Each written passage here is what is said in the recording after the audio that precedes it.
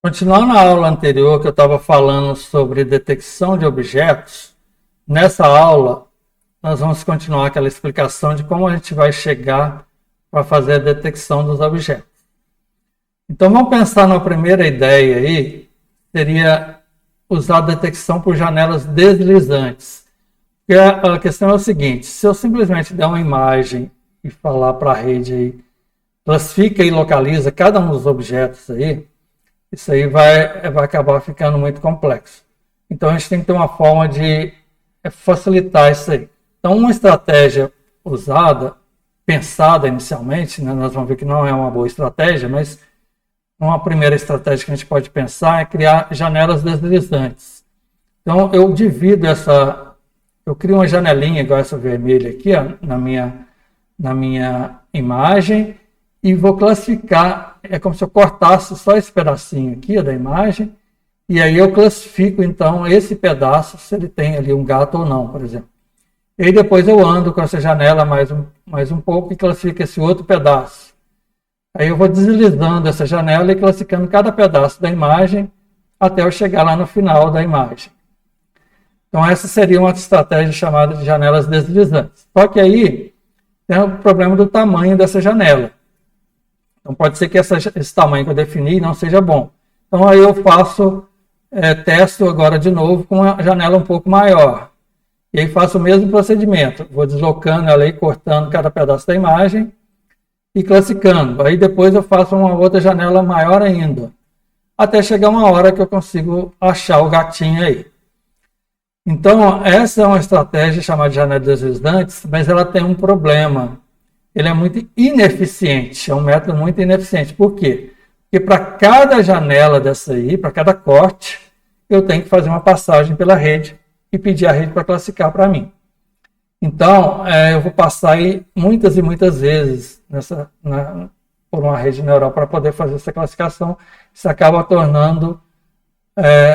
se tornando um método muito ineficiente. Então, nós vamos pensar numa outra estratégia para fazer isso de forma mais eficiente.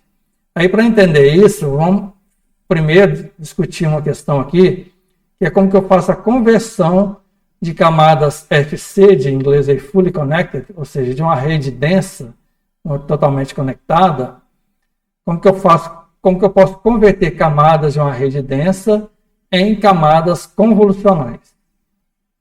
Vamos entender isso aqui primeiro, porque depois nós vamos usar isso aqui para poder implementar aquele método de janelas deslizantes de forma eficiente.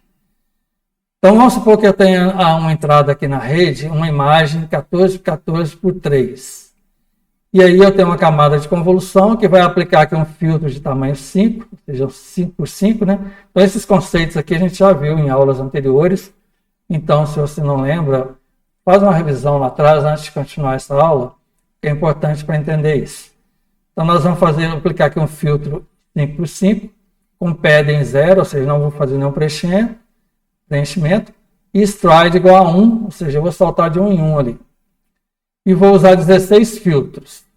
Então, se eu fizer passar uma convolução com essa configuração aqui por essa entrada, a saída dessa camada de convolução 1 aqui vai retornar esse padrão aqui. Uma saída de tamanho 10 por 10 por 16.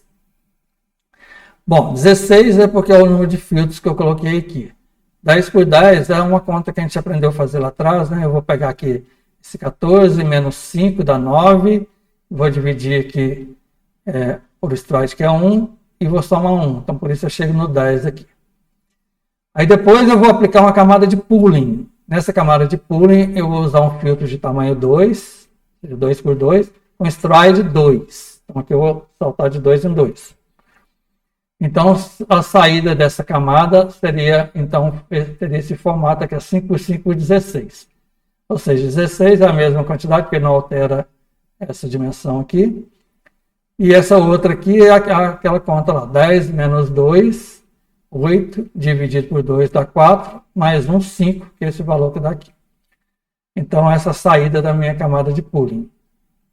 Depois, suponho que eu tenho aqui uma rede densa, em que nessa primeira camada tenha 400 neurônios, na segunda também 400, e na terceira tem a 4, que vai ser uma função softmax para classificar entre 4 classes, né? Aquelas 4 que a gente definiu lá: gato, cachorro, pedestre, uma pessoa ou um carro.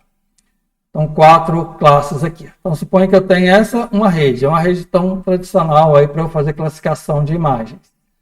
Agora, o que eu quero, então, é converter essa parte densa aqui em camadas convolucionais, para eu ter uma rede só com camadas convolucionais e que essa rede seja equivalente a essa aqui em termos de classificação.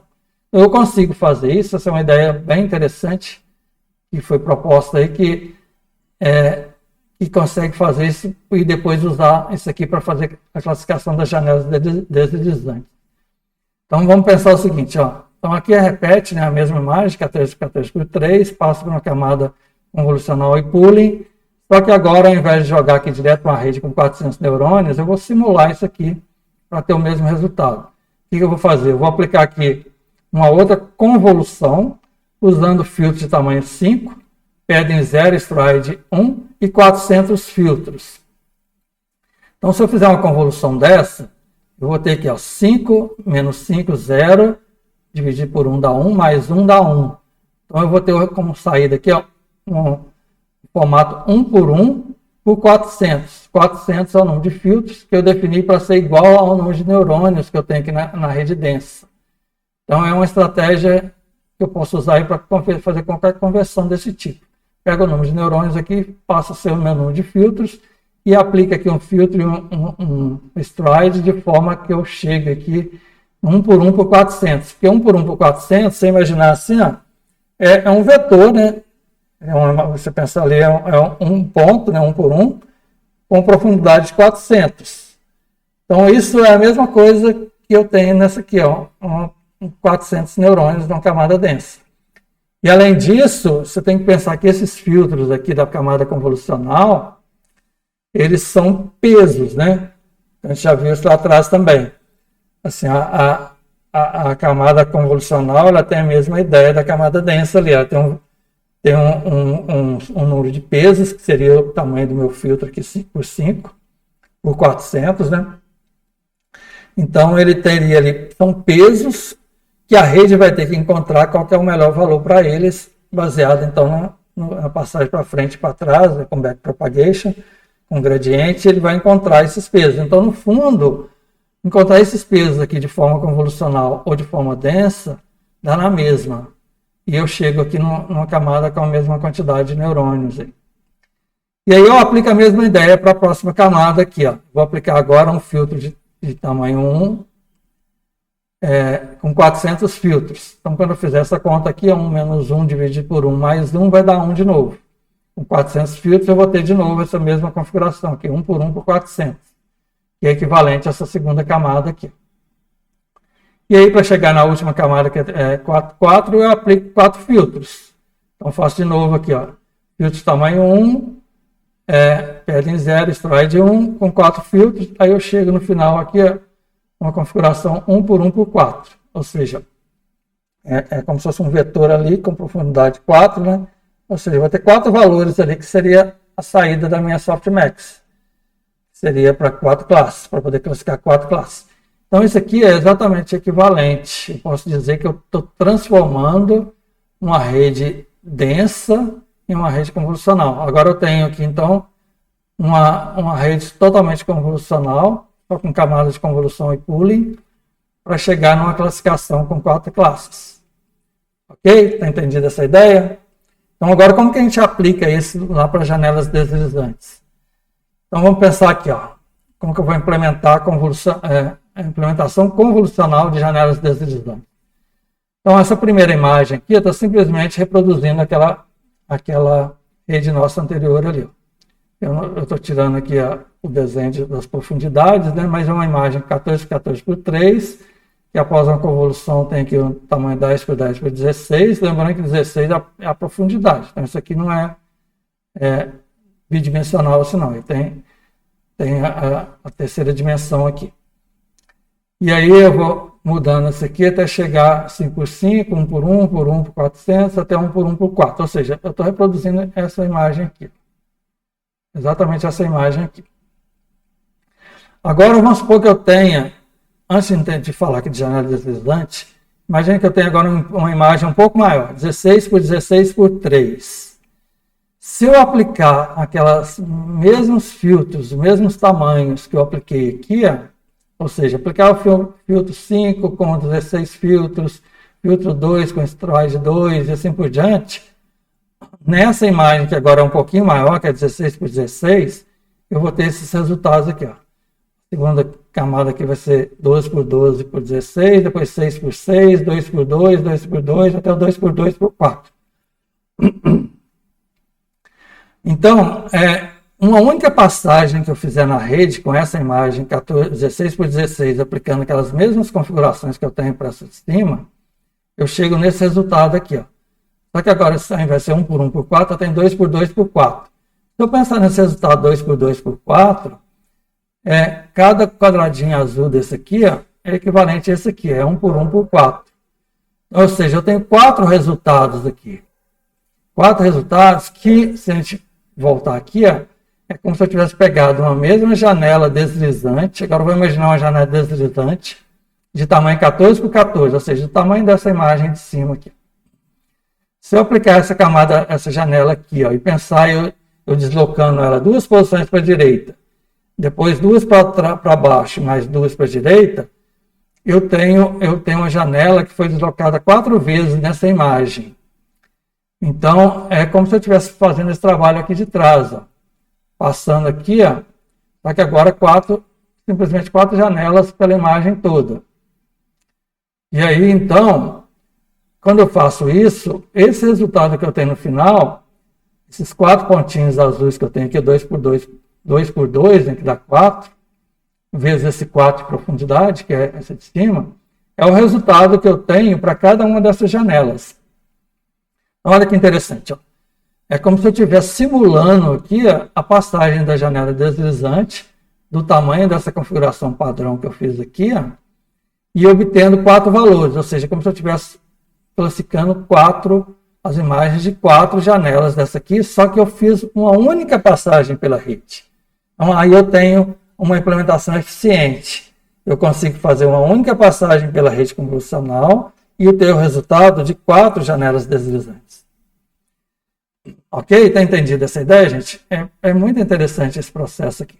Aí eu posso pensar nisso aí com imagens maiores, né? Vamos supor que eu tenho agora uma imagem 28 por 28.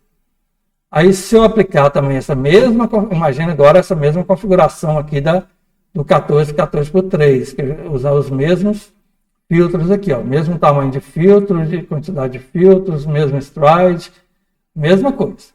Só que agora a minha imagem de entrada é 28 por 28. Então, se eu aplicar aquela configuração, eu vou chegar nesses valores aqui. 24 por 24 por 16, 12 por 12 por 16, depois 8 por 8, até chegar aqui no 8 por 8 por 4. Ou seja, essa imagem final minha aqui, vai ter o resultado de 8 janelinhas ali, para a direita e para baixo, né? 8 por 8. Ou seja, 64 janelas ali. Então é como se eu estivesse passando 64 janelas deslizantes sobre tamanho de 14 por 14, sobre essa imagem de tamanho 28 por 28. Aqui eu desenho um pouquinho aqui, mas não dá para ser muito preciso nessa configuração, mas assim, cada janelinha minha é 14 por 14, e eu vou deslizando, olha aqui, eu vou ter 8 assim, 8 janelas assim, 8 assim, 8 passagens, né?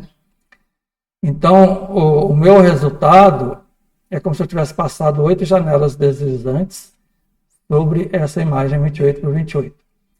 Só que eu fiz isso com uma única passagem pela rede. Eu não passei aí 64 vezes. Então, esse método é muito eficiente. Eu tenho um método eficiente, uma única passagem pela Convinet, classifica as imagens de todas as janelas. Ok? Então, essa que é a ideia de implementar de forma convolucional as janelas deslizantes de forma eficiente. Bom, mas ainda eu não tenho um algoritmo ainda pronto, eficiente para fazer classificação, porque eu tenho ainda um problema aqui, porque a posição das janelas não é muito precisa. Ou seja, eu estou definindo janelinhas de mesmo tamanho, e posso pegar assim por exemplo, essa vermelhinha aqui, eu posso pegar só um pedaço do gato e sobrar coisas que nem é do gato aqui. E aí eu não ter uma classificação muito eficiente, eficaz. Então, nós vamos ver na próxima aula como melhorar isso, ok? Então, nós vamos tentar melhorar isso com mais alguns detalhes nesse algoritmo, para chegar num algoritmo chamado YOLO.